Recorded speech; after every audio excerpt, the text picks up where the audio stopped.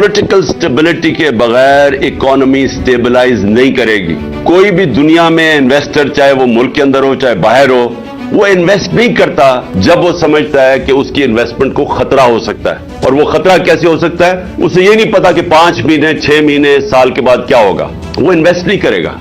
So investment जब तक नहीं आती, मुल्क की दौलत में इजाफा नहीं होता, नौकरियां नहीं मिलती, मुल्क आगे नहीं बढ़ सकता। सबसे इंपॉर्टेंट चीज पाकिस्तान में रूल ऑफ लॉ है। इकोनॉमी कनेक्टेड है रूल ऑफ लॉ के साथ। ये लोगों को गलत फहमी है, उनको यही नहीं पता आज तक कि दुनिया का नक्शा उठा के देख लो, दुनिया के अंदर जिधर भी खुशहाली आई है पहले रूल ऑफ लॉ आया है। ये हो ही नहीं सकता कि मुल्क में डाके मारे जाए, जो एलीट हो वो ऊपर बैठ के मुल्क चोरी करे और आप समझे कि मुल्क तरक्की कर जाएगा। ये कभी नहीं हुआ। हमारी जो सबसे बड़ी रिसोर्स है ओवरसीज पाकिस्तानी है, उनकी इन्वेस्टमेंट नहीं आती पाकिस्तान में।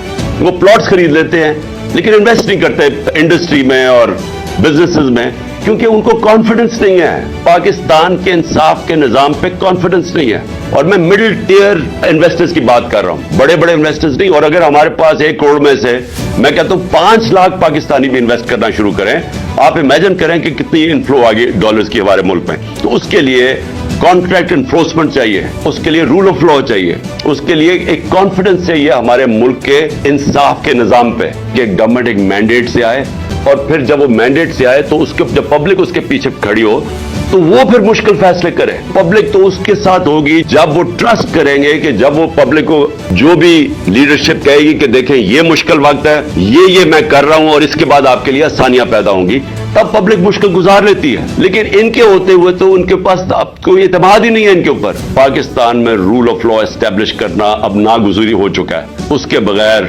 हम इस मुल्क को अब एक आजाद, खुद मुख्तार, सॉवरन, एक गैरतमंद कौम हम अब नहीं रह सकते।